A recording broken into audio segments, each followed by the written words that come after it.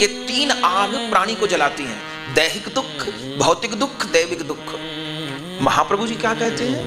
बोले भव महादावाग्नि निर्वापणम। श्री नाम प्रथम काम करते हैं चित्त रूपी दर्पण का मार्जन, और दूसरा इस दावाग्नि को, इन तीनों तापों की अग्नि को कोई शीतल करता है, कर सकता है, तो वो नाम है। और महाप्रभु जी इस जीवन में लगने वाली अग्नि को, अग्नि माने जो तनाव, जो चिंता, जो दुख, जो उलझन माथे में रहता है, उसको महाप्रभु अग्नि कह रहे हैं। अग्नि क्यों कह रहे हैं? और अग्नि भी कह रहे हैं दावाग्नि। दावाग्नि माने जंगल की आग। जंगल की आग क्यों कही? बोले इसलिए कहा कि जंगल में आग कोई लगाने नहीं जाता। जंगल में अपने आप पेड़ों के, टहनियों के, डालों के, पत्तों के परस्पर घर्षण से अपने आप आग पैदा होती है, वहां कोई माचिस नहीं लगाता जाके। तो जंगल की आग क्यों कहा? बोले जैसे जंगल में अपने आप टहनी पत्तों के घर्षण से आग पैदा होती है, ऐसे हम भले दूसरे पर ठीकरा फोड़ते हो, पर हमारे भीतर जो आग लगी हुई है वह भी हमारे परस्पर कामना वासना के संघर्षण से वो आग पैदा है, किसी और के कारण पैदा नहीं है।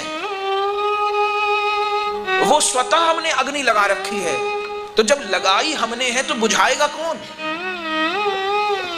हम दोष देते रहें कि ये मुझे दुख दे रहा है, अरे ये मुझे दुख, अरे इसने दुख दिया, अरे वो परेशान कर रहा है। ना ना, हमारे ग्रंथ कहते हैं कि हमको इस जीवन में जो भी किसी व्यक्ति से दुख मिल रहा है वो उस दुख को केवल लाने वाला है, पैदा करने वाला नहीं है। हम सब्जी मंडी गए, हमने 5 किलो फल खरीदे, फल वाले से कहा भाई हम उठा नहीं पाएंगे, घर पहुंचा देना। जानकार था वो, उसने कहा ठीक है आप जाइए, मैं अपने लड़के से भिजवा दूंगा। तो खरीद के तो हम आए फलों को, अब उसने वो टोकरी हमारे घर पर लड़के से भिजवा दी। अब हमने फल खोल के देखे जो हमने खरीदे थे, कोई काला है, कोई पीला है, कोई गला हुआ है। हम उस लाने वाले से लड़ने लग जाएं तो व्यर्थ है। हम ही खरीद के रख के आए हैं, वो तो उठा के लाया है। तो हमको आपको वस्तु से, व्यक्ति से, स्थिति से, देह से जो कुछ दुख मिल रहा है, वो व्यक्ति, वो वस्तु, वो परिस्थिति उस दुख को पैदा करने वाली नहीं है, हम तक पहुंचाने वाली है। वो दुख हमारे हिस्से का था, हमारे कमाया हुआ था, अब किया तो भोगना पड़ेगा ना साहब। वो तो पहुंचाने वाला है। अच्छा, हम अगर उस फल की टोकरी उठा के लाने वाले उस कर्मचारी से लड़ने लगे तो एक विवाद और खड़ा हो जाएगा। तो जिसके द्वारा हमें जीवन में कटु वाक्य या विरोध या निंदा या तकलीफ सहन करनी पड़ रही है, वो पारिवारिक संबंध हो, व्यापारिक संबंध हो, या अपने मन की उथल पुथल हो, और हम उनके प्रति द्वेष पाल लिए, या बुरा बोले, या बुरा सोचे, या बुरा किए, तो क्या होगा?